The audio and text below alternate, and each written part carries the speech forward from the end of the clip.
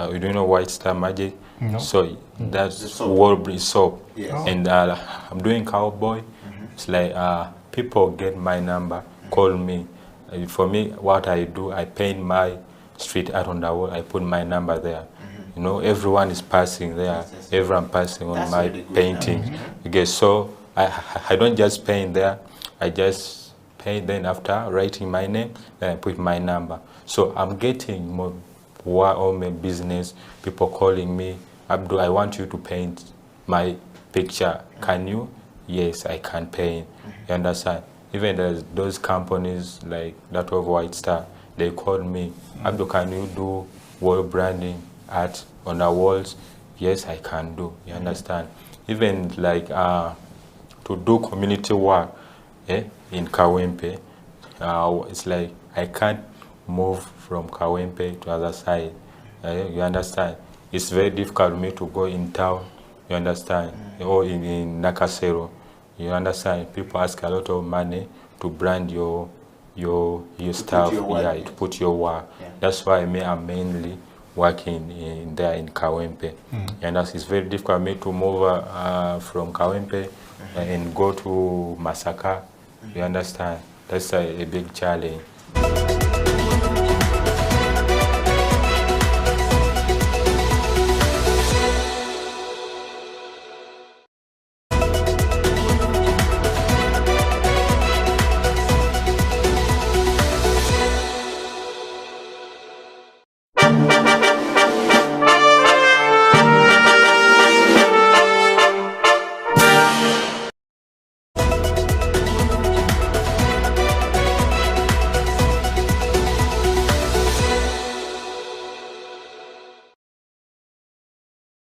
Yeah, I'm doing different paintings.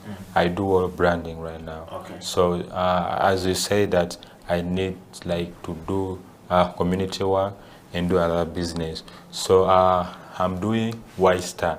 I'm doing White Star. You don't know White Star Magic? No. So that's Walbury soap. Yes. And I'm doing cowboy. It's like people get my number, call me.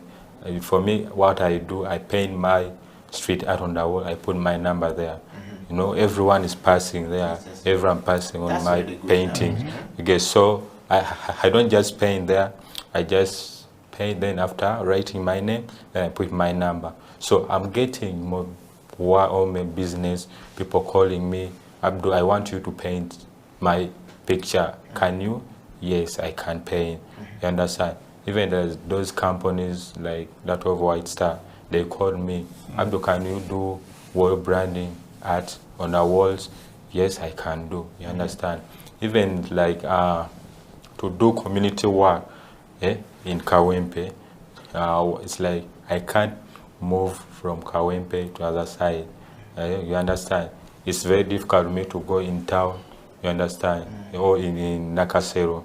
You understand? People ask a lot of money to brand your stuff, to put your work. Yeah. That's why I'm mainly working in there in Kawempe.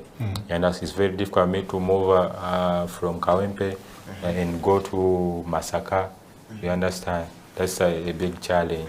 But I think it is. I think you can move to Masaka. Yeah, I can. I mean, graffiti is also about resistance, resilience, and what is it about? You know, it's also advocacy. You know, like when you're doing a mask, the Corona campaign. Yeah. Corona is not only for people in Kawempe to know about. It can also work in Masaka. It can work in Toro. But I think the challenge is, how do you find those spaces? Yes. I mean, graffiti, like there's a mural here. I don't know, at Aldeans. I don't know whether you saw it. And on that, people ask me money to paint my work there. Yes. I don't just go there, just putting it. You understand?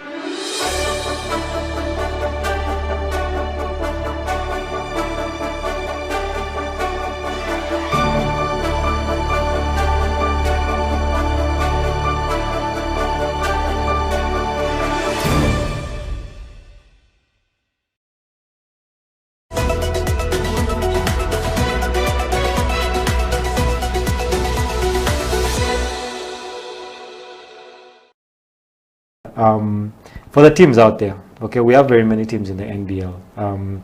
What is City Oil doing right that these other teams are not doing?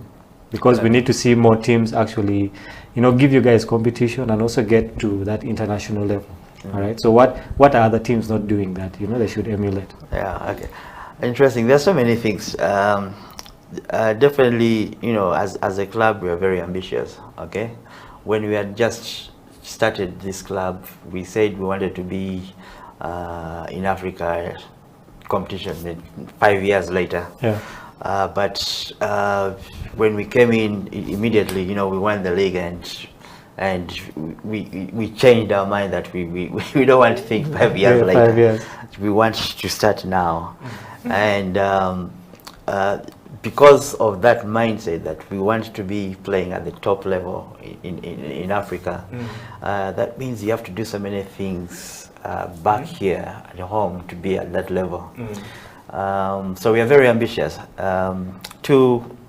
Of course, to play at international level there, you have to be a powerhouse at home. Yeah.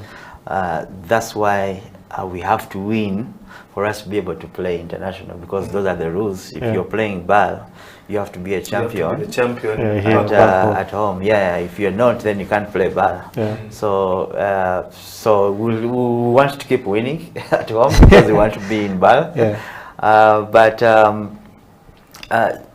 People say, "Oh, we win because we have money and all that." I really don't think it's about money. I can tell you that there are some clubs that play players better than City Oilers. That's not the perception. It's City Oil is the money bags in Ugandan basketball. That's not true. I think clubs have to really look at themselves and see what they are doing wrong, where they are lacking. Is it the coaching staff? Is it the personnel, the players? Is it their training program? There's so many things that you have to put in place for you to have a very good product. So we look at those. We want our players to have accountability. Yeah. If you're not training, you've got to have a very good reason why you're not training. Okay, we hear stories. Some clubs have some star players who don't show up for training. We can't have that in City Oil. However big you are, we'll let you out. Big game. Yeah, we want our players to account for everything that they do on court. Yeah. Okay, if you are a player who is supposed to be scoring, 20 points for us, and you don't, you have to tell us why you're doing that. So we want to make sure that we know the reasons why you're not playing well. Is it because of coaching? Is it because of this? Is it because of we want to check everything and see that everything is accounted for, and the coaches, if we lose a game, I can tell you that there are meetings that happen, and we have. And what is the nature of those meetings? The management has to know why. Why did we lose? So you have to have reasons why, and they have to be good reasons. So that keeps us in check. Okay, for us to try and be at a high level player to always improve and progress. Yeah. So basically, teams have to be more accountable, not just on court, but even off court. Everything that you do on court, everything that you do as a coach, as even management themselves. Sometimes we sit with management and we ask them, we are lacking this and this. Why aren't you doing that? Because that helps the team to play at a high level. Yeah. So it is not just players, but all departments have to elevate and work together. Yeah.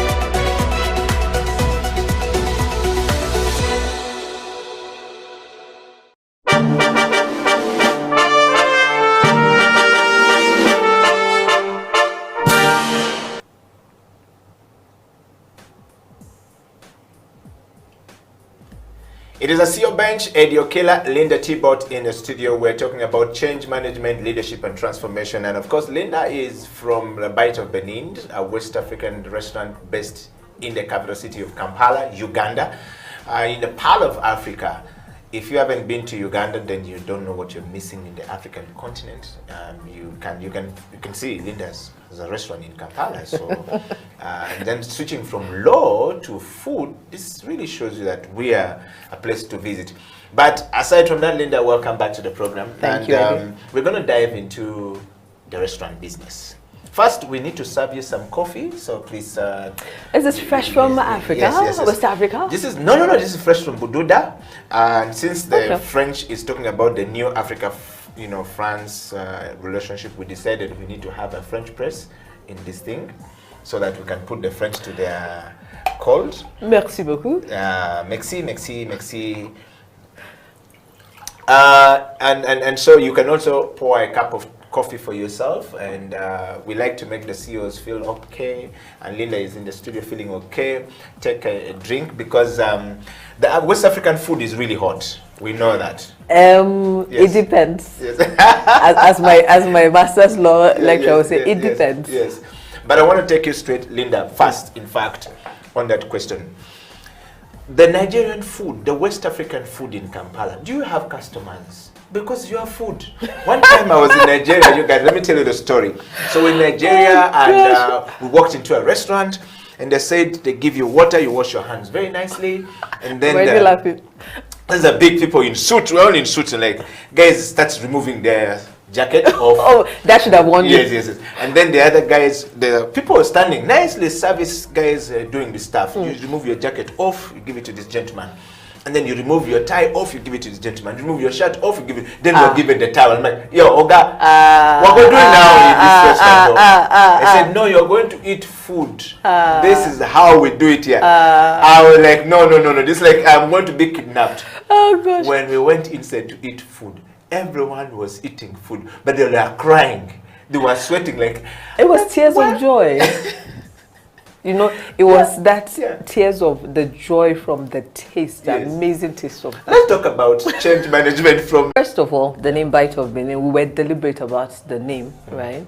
It's a play on the word to bite, but there's actually a body of water called the Bite of Benin, which is situated within the greater Gulf of Guinea on the coast of West Africa.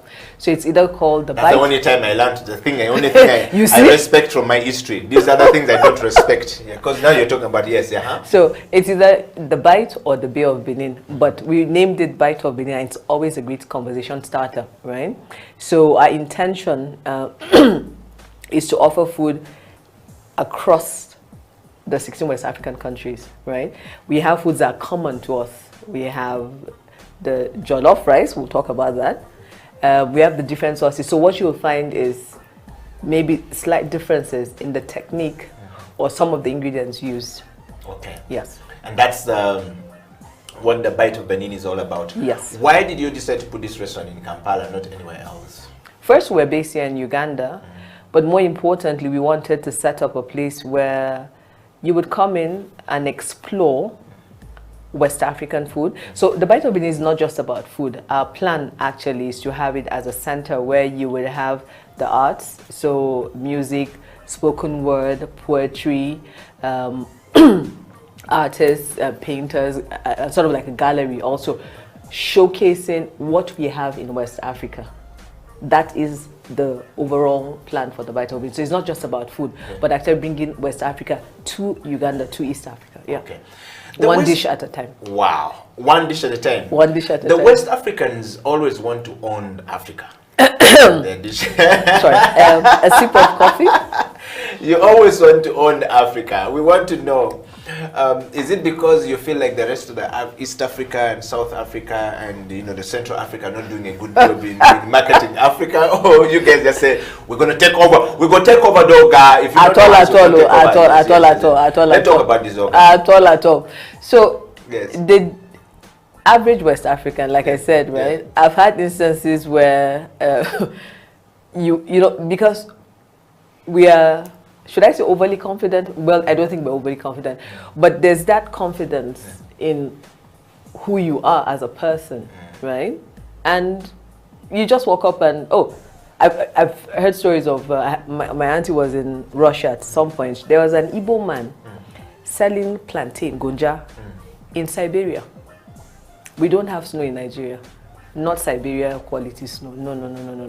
You understand? So I think it's not that we want to own the rest of Africa. We're just outgoing and embracing with love. No. But I think most West Africans are quite adventurous. But I think it's also common to a lot of Africans. Maybe it's just that we were very boisterous about it. I wouldn't use the word loud. So some people take it that is being arrogant about it, but no. If you get to know a West African, what you see is what you get, and we're open about it. Okay. Yeah. The Bite of Benin and the dishes served at the Bite of Benin. I mean, some pictures, we're going to put some pictures up there. And when I posted about you, so many of my friends were like, oh, you're bringing Linda. Wow. Oh, thank you, guys. Let's look at the plates there. Can you take us through? What is this, Linda? I mean, it's just too busy. This is like now luxurious. This is a feast, not just for the eyes. Now, but guys, this is a feast for you and the stomach. So we have, so that's the Ghana peanut soup, and it's served in that bowl. It's an earthenware bowl, right? How is it prepared? You'd have to don on your apron, and please do report at the Bite of Benin. Let me know when you're able to. We shall organize that. And of course, a bowl of pepper soup. So yes, pepper soup, as the name says, it is pepper soup, right? But it's spicy. It's spicy and it's fragrant. It's nose tingling. It's described that way, and it is nose tingling. What I love is, so it makes you sweat, right? But you see, it's a spicy, flavorful dish. You know, you can get food that is hot and that's it. There's no flavor to it. You Nigerian make us eating kamula in Uganda like nothing. No, we don't. Your food is like we don't do kamulari, right? What we do is what do you call it? We season the dish with the peppers. And can I say, in Uganda, you have amazing, lovely chilies, right? The habaneros. The orange one, oh, it's the fragrance, the bouquet is amazing, right? The green one, there's a particular sauce made in Nigeria with that, it's called ayamase, or fada sauce, right? Then the red ones. But what I've noticed in the difference in Ugandan chili is that it burns and then it eases off. Okay. The West African one will remind you. So what is this? Now this is what this one look nice, dogga. This one a correct dish. Correct dish. So there is the jollof rice, which we'll talk about, right? So we have this package at the Bite of Benin. It's called Jollof 30. So every Thursday, you get portions of jollof rice, stir-fried chicken or stir-fried beef, party plantain, and then either spinach sauce or coleslaw. We have both vegetarian and non-vegetarian. So the vegetarian one, we have tofu, which is made out of soya beans. I call it the vegetarian chicken, right? And we make it different ways. We have it both in the spinach sauce or as a stew, or we grill it as suya. Suya is common to West Africa, right? And this whole package you get for 30,000 every Thursday. So this is an introduction to West Africa, if you will, if you haven't had West African food. Okay. Wow. I mean, it looks tasty for some people. It is very tasty. It's very inviting, but I can also warn you that this food is hot. Well, you see, at the Bite of Benin, we allow you to dial your spiciness, but don't come and order Linda's level. No. All right, so let's talk about this. What's this, Linda? I mean, so this is fresh, whole grilled, charcoal grilled fish. Is that kamulari and all we're seeing? Pepper? No. This is... We'll have some kamulari there over and then... no, so you choose. If you want it with correct chili, we infuse it with the chili. You see, the beauty is you're eating it and, you know, it's... So we have the whole grilled fish and it's filling. I find just for one person, it's sufficient actually. Yeah, okay. Yeah. So this is all the dishes from West Africa. Some of the dishes some from of West the dishes Africa. from Yes. So what if I am coming to West Africa and, or maybe I don't have the air ticket to go to West Africa. First of all, it's very difficult to get to West Africa because there's no direct flight Unfortunately. to Nigeria. Unfortunately. We hope that Uganda Airlines is going to come up with one that Ugandans can actually move. Some of us have been lucky to go to Nigeria, to go to a bit of Ghana, and to experience a bit of West Africa. I mean, volleyball has been able to take me all across the world. Oh, excellent. And through volleyball, I met people like Timothy. Okay. Oh, man. He's a Nigerian guy. He's a referee. He's loud. And when it comes to food, we're with Timothy in Algeria, and Timothy diss everyone in Algeria. In Algeria. But in a good way. I go come to this country to eat food, and this will go give me this food that don't even taste anything. What's wrong with you guys? Not even Nigeria, not in Africa though. I like Timothy. Just relax. Leave people at their food alone. I know. And Timothy was not happy at all. But so we don't have a direct flight, but we want to experience. So for a person who just want to if I can't board a bus to go to West Africa, which dish would you give me that when I come? Okay, what is the introduction to the true West African food? So, like if you come to my home area, they'll give you malakwang and corn, and you will enjoy. If you go to Buganda here, they'll give you matoke and luombo. If you go to the western part of Uganda, they will give you ishabwe and some other mixed things, you know. If you go to, Busoga, they will give you some mboli and,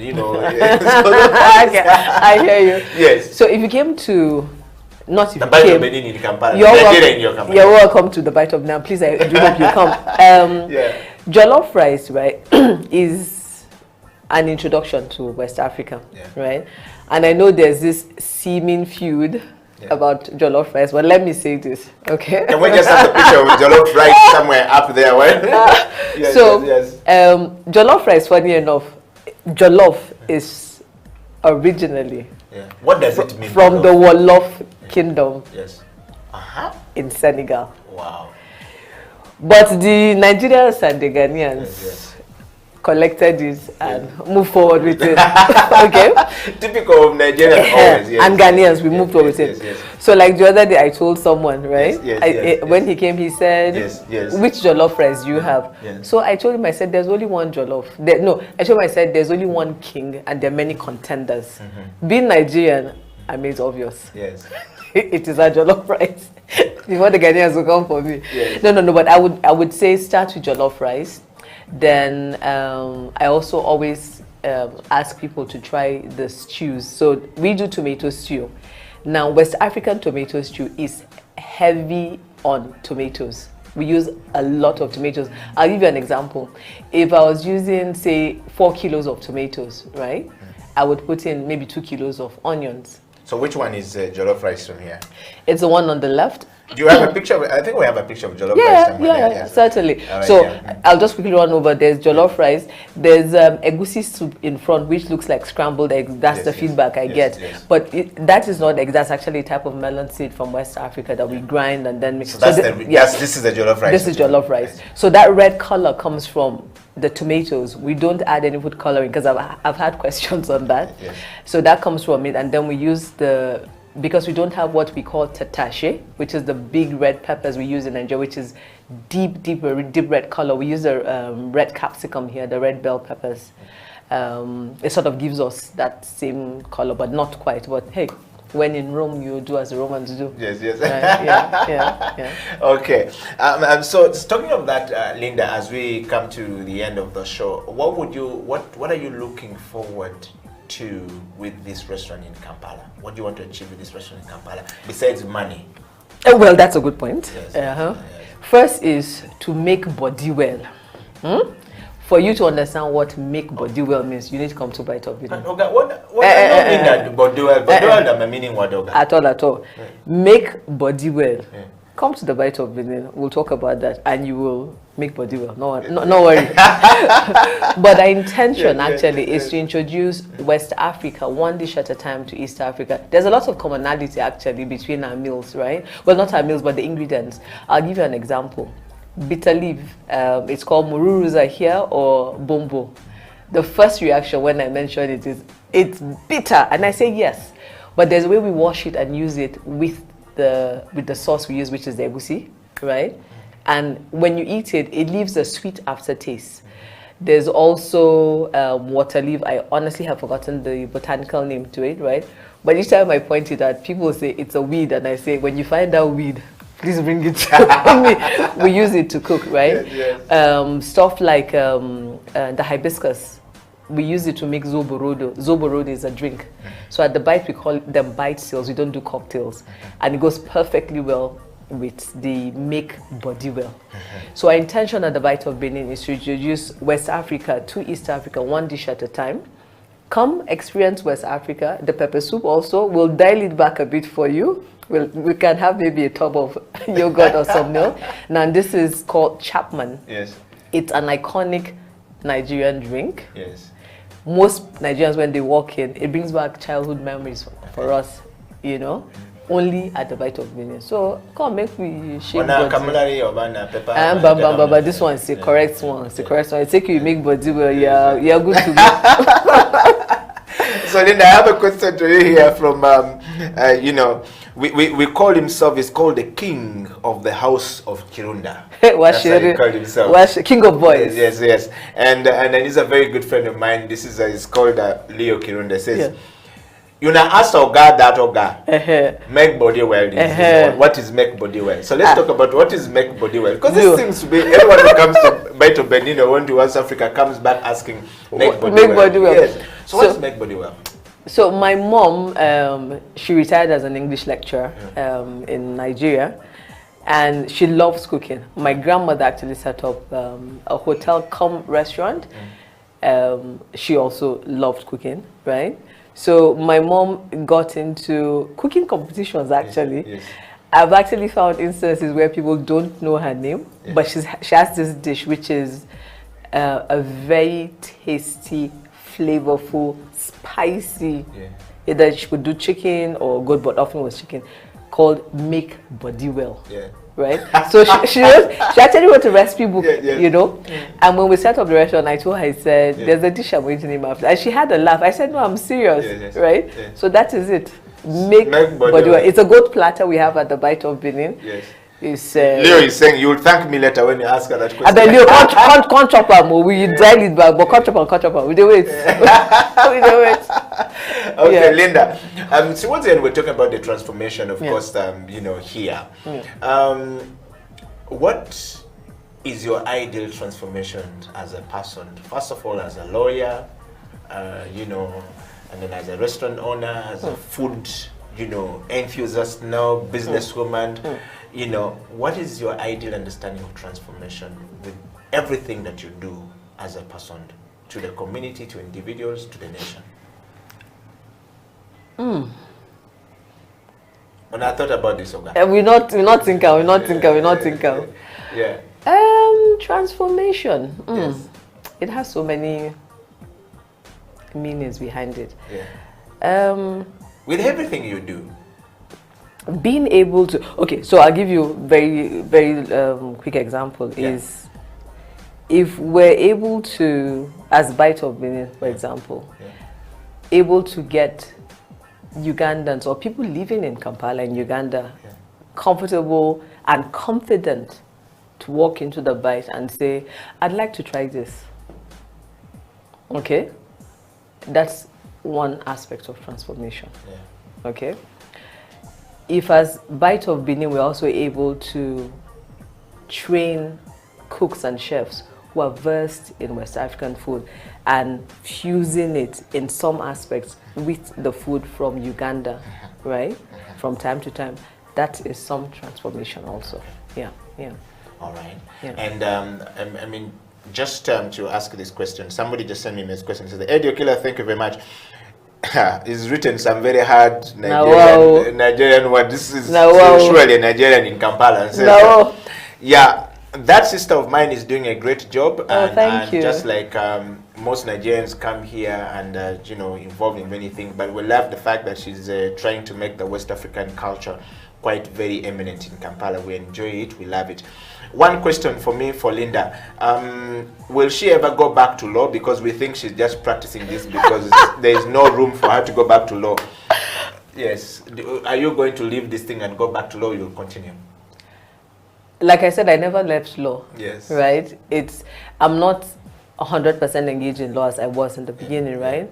So the plan is, because I'm operations director at the Bite of Benin, is for the manager to take it and run with it. And you see, that's where the transformation happens. Yeah. They're actually able to hand over your vision, right, of the Bite of Benin to a team that will run with it. Yeah. Once you do that, the transformation is complete.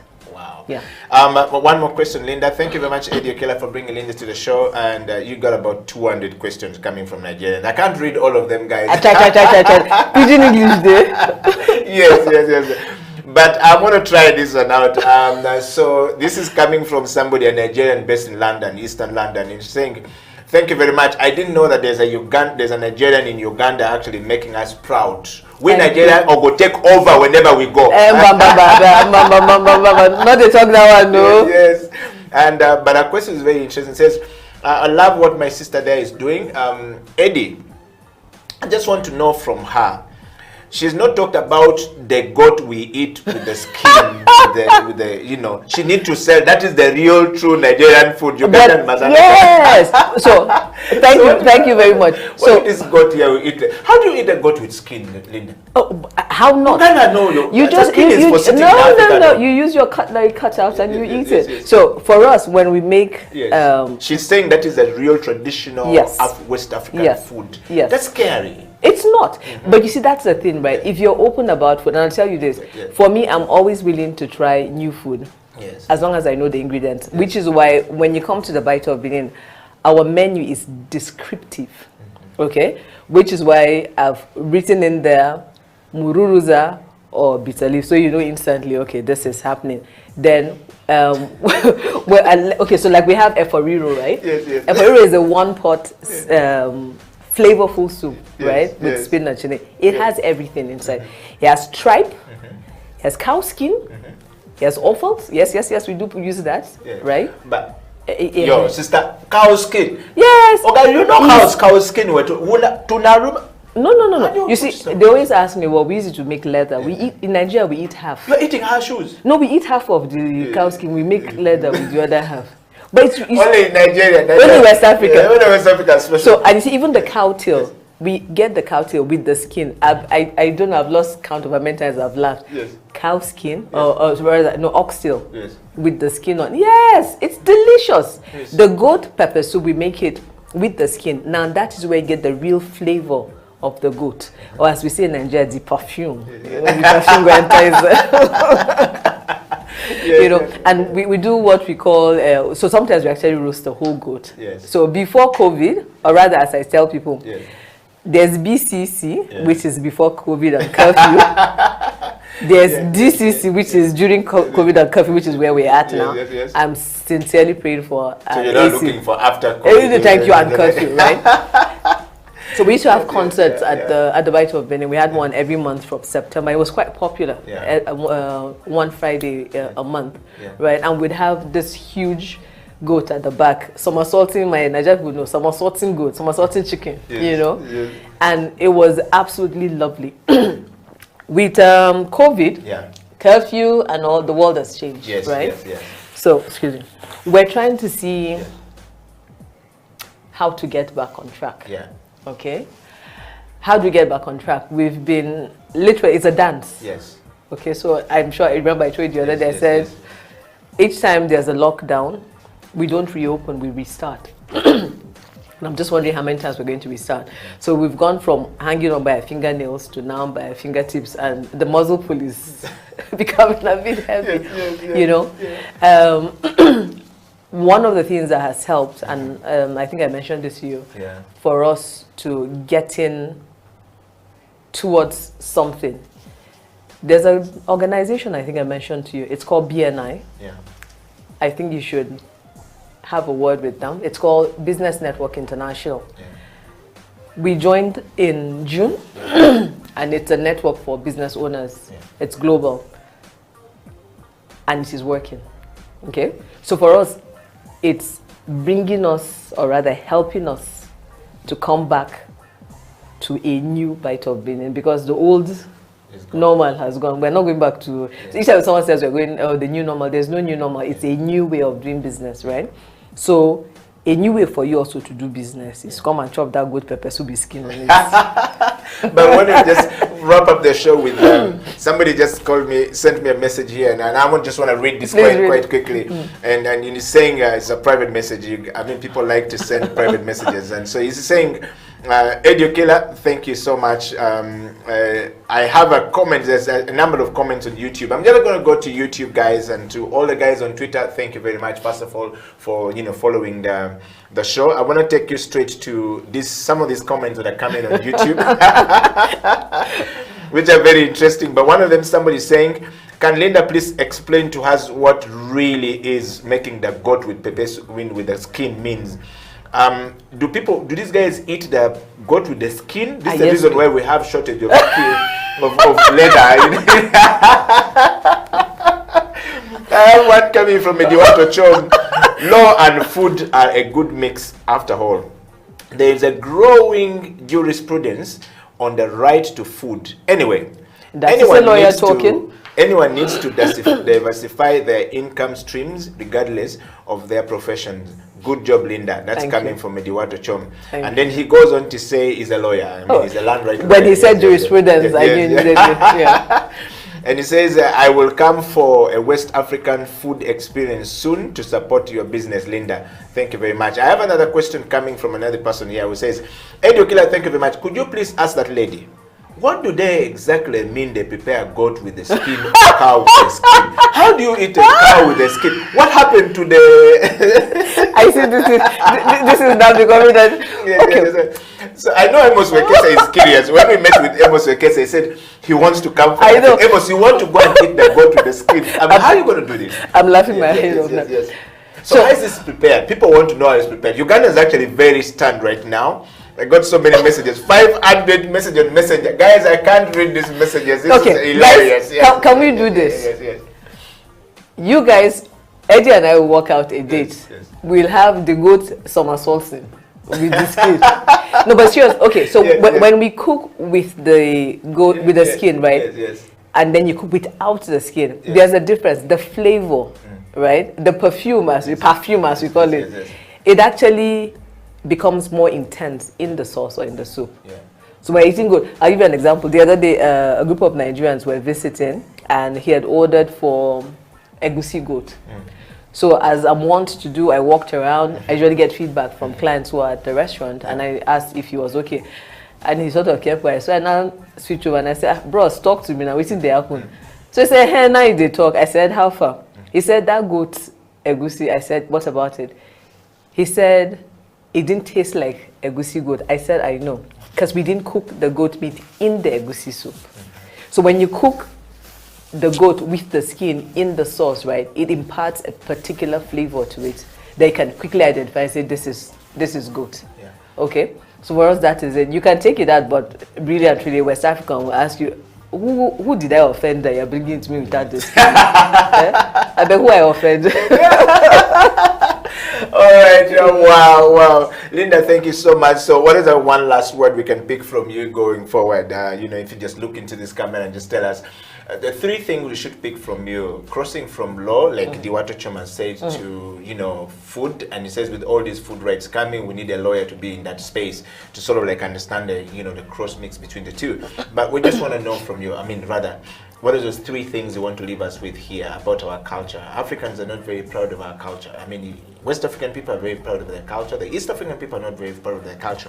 Why? Also because we have, take for example in Uganda, we have too many, cultural diversity because of the 54 tribes. Everybody has a language, everybody has a food, which is a plus, but also is a minus at some time because we then don't learn from other people. We tend to be very strict with what we have here. What is that one thing that you want us to learn from a cross-cultural point of view? Food, law, and that one thing you want to leave us with? Somebody who is stuck in their corporate job, somebody who doesn't know how to go out and become very diversified like Linda. The camera is all yours. Open to learning, I think, is what I would say. And open to learning cuts across, whether it's culture, whether it's in a corporate organization, whether it's personal, right? You say 54 tribes in Uganda. Yeah. Should I say how many were in Nigeria? Yes. It's in the 200s and counting. Yes. For example, okay, what I see, especially in West Africa, and I see this among a lot of my friends, even family growing up, you walk into somebody's house, right, and they're cooking jollof rice, and you're like, that thing is banging, you know, what did you put inside? It could just be a different ingredient. Like my sister, for example, she taught me how to use tons of onions in my jollof rice. So that the onion will sweeten the tomatoes and cuts across the acidity. It's always in either the technique or a particular ingredient you've added. And why am I saying this? It's, you're open to learning. It will cut across, whether it's culture, whether it's food, whether it's a person, whether it's in your personal life, corporate, whatever. Open to learning. That is the word I'll use. I mean, look at a toddler or a young kid, for example. They're not afraid to learn. They're not afraid to ask questions. If we as adults sort of get back to that, we'll be open to tasting other foods from other cultures, open to goat with the skin on, open to pepper soup. All right. Thank you very much, Linda, for coming to the program today. And I want to say thank you very much, everybody, for sharing your love and kisses and disses. I know we are not able to read all your comments, and of course, because of the time, but also we love you that way. You know, keep sharing. We'll definitely be sampling some of them, and Linda will definitely come back. I've seen a lot of requests from your sisters. A lot of Nigerians are saying that you should just be coming here every single Friday. Talk about their food and making their culture, you know, come out of Africa. So this is a nice thing. Thank you. And thank you very much, Linda, for coming. We want to just take a moment to spread love. We always do this. Bosa, chop loco. No, like this. Yes. No, no, you did it well. You have to put ginger inside. Not do it properly like this, though. With ginger inside. No, thank you, Eddie. Thank you very much. Thank you. I really loved engaging with you on this, and your pepper soup bowl is waiting. I'm coming, Doga, now. You know the pepper soup I'm gonna go now. So Eddie will tell you guys how the goat with the skin pepper soup went. Yes. I shall film him. In fact, Amos Vekesa is coming to join. I think Vekesa wants to try that two out. Goats with the skin. And it is on. Yes, it is on. He said it is gone. So we're gonna try this. Wekesa Amos is going to be our guinea pig. If he dies, we know that he has eaten the skin. No. He shall. If that happens, he shall be going to food heaven. I promise you. I promise you. Well, Linda, let's toast to the CEO bench. Thank you very much, and thank to you. everybody. We want to say thank you and welcome. Please enjoy your coffee, and until next week, we want to stay blessed and keep yourself safe from the dangers of this world. Don't go with COVID-19. Some things are real, some things are not, but stay focused. The CEO bench has come to an end. Until next week, stay blessed. Eddie Okila, Linda, signing out.